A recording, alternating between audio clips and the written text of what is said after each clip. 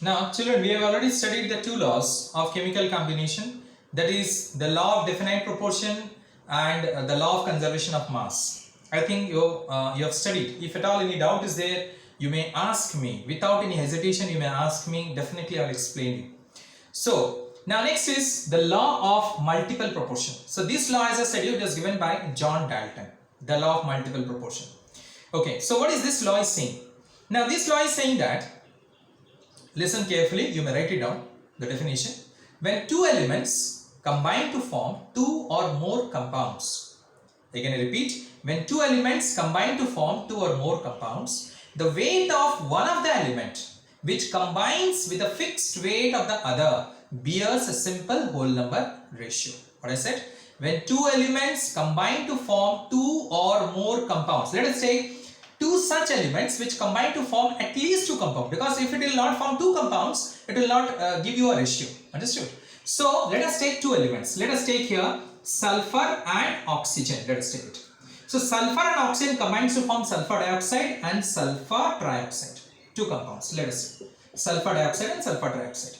So two elements combine to form two or more compounds. It may be more also. I'll take another example. I'll say the weight of one of the element. Here you have to take weight of one of the element as fixed. One of the element, either sulfur or oxygen. The weight you will take it as fixed.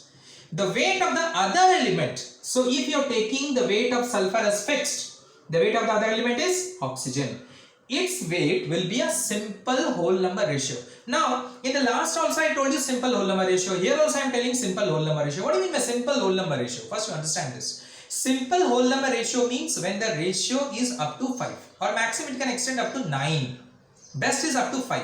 Like 1:3, 2:3 or 2:5 or 3:4 in this way. This is a simple whole number ratio. Now, when you say like 7:33, it's not a simple whole number ratio. It is an integral ratio. Remember it. It's an integral ratio. So simple whole number ratio means it is up to 5. The best answer is up to 5. Or maximum you can consider up to 9. That's single digit, not double digit. I think it's clear. So here what you find is that sulfur is to oxygen. So sulfur atomic weight is 32. Oxygen is 16 to 32. So 32 is to 32 is how much it is? 1:1. You got it. Or you can keep it in this way also. 32 is to 32. That also you can do. Here sulfur weight is again 32. Oxygen is how much you got it here? 16 into 3, that is 48. If I don't cancel it, then what you will get it is here 32 is to 32. You got it here. Now here what you find is that already the weight is fixed. Already the weight is fixed. 32, 32. Clear? So what I said to you? When two elements combine to form two or more compounds, the weight of one of the element which combines with the fixed weight of the other. See, the weight is fixed here. The fixed weight. I don't have to fix it further. It is already fixed. The weight of one of the element which combines with the fixed weight of the other bears a simple whole number ratio. So here the ratio of oxygen will be a simple one. How? See, 16 into 2, 16 into 3. So what you got it? The ratio of oxygen here. The ratio of oxygen in two compound is nothing but 2:3. It's a simple whole number ratio.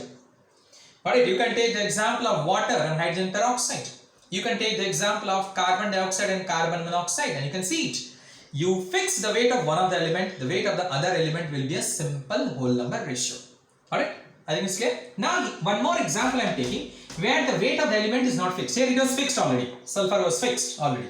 Let us say you can take oxygen also as what you can say fixed element. That is, you can do it.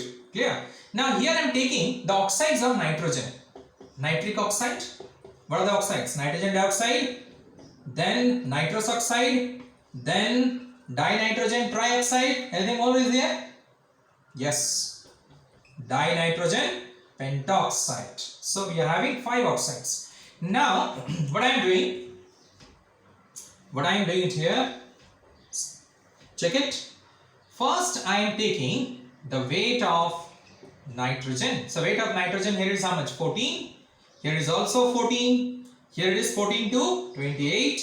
Here is also 14 into 2, 28. Here is also 28. I think it's clear. Here it is 2 nitrogen. 2 into 14. Atomic weight. Clear? Weight means here atomic weight I am considering, because another weight we cannot take any other weight apart from this. Now next I will take the weight of oxygen.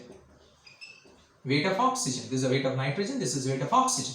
Here oxygen is how much? 16. Here 16 into 2, 32. Here that is 16. We can say that. Here what is that? 16 to 3 is 48. Here 16 into 5 it is 80. Now which one you want to fix out of nitrogen and oxygen?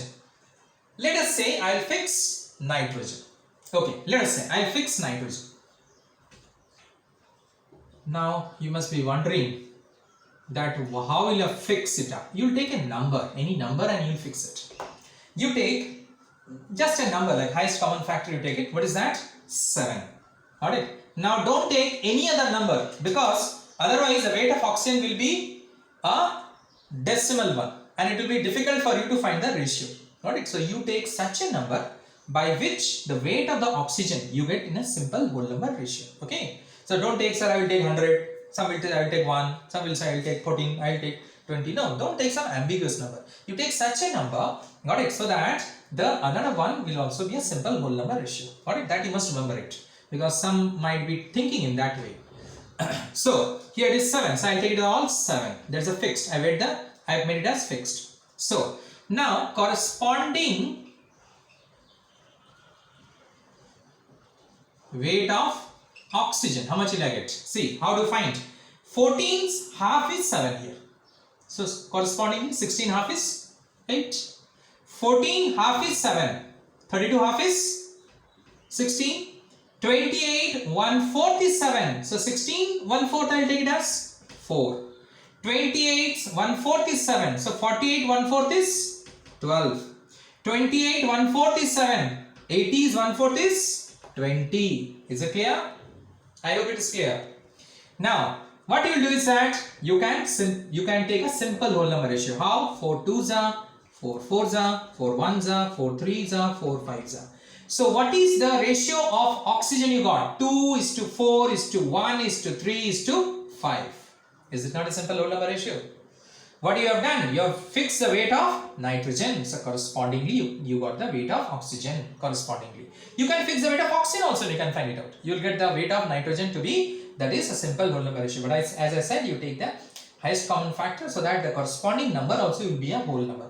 If you take any other number, then you will only be confused. Got it? You will see that. So in this way, the law of multiple proportion is verified. But again here, one thing you have to remember it, that same thing, isotopes. Now if you take the nitrogen, here what is the atomic weight of nitrogen? I have taken it as 14. I have taken it as. If you take any other isotopes, of course those isotopes are not stable.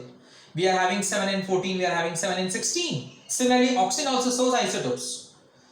Oxygen is 8O16, 8O17, 8O18. But you take always the stable isotope. In the previous experiment also I said, now also I am saying you take the stable isotope. Because the compound has to be stable in nature. Remember it, the compound has to be stable.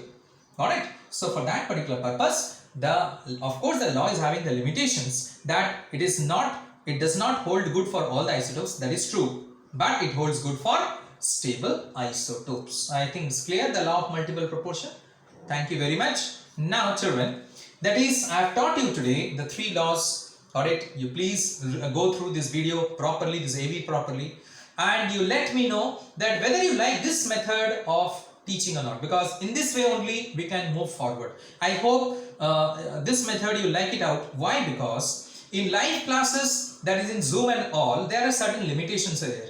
That is, either you will be having some network problem, or you might be having some other problem, like somebody will suddenly will come inside and will ask the link, and somebody will talk in between. Got it? In this, the way the class get disturbed, because I initially have did it for class 10 and class 12. Got it? But I found that it was not so fruitful. But after that, when I switched over to this AVs and I sent the videos, the children, they liked it very much. So it's not that you will also be liking it. You please let me know your feedback, that whether you like this particular way of studying or not. Alright, the way which I am sending it. For that reason, I am sending you this particular one. Okay, otherwise that would have been much more easier for me, because live means once the class is over, it's been. Now here what I have to do is that I have to sit here, I have to edit this particular video, and I have to upload it, and I have to send it to you. So a lot of work I have to do it. There the work was quite less. But still, then if you like it, then okay, we can study in this manner also. Now what I am going to do is that in the before the next class, I am going to send you the PDF of this particular chapter, I am going to send, that is NCERT, the PDF which I have told you already, and I am also going to send you my notes, that is a PDF.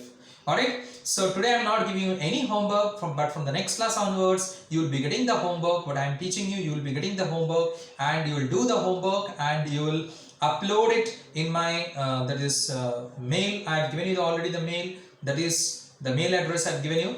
So you'll upload it and I will check it whether you're doing the homework or not. At the same time, you can also ask me your doubts. I think it's clear. If at all anything more is there, we will see it later on. Thank you very much.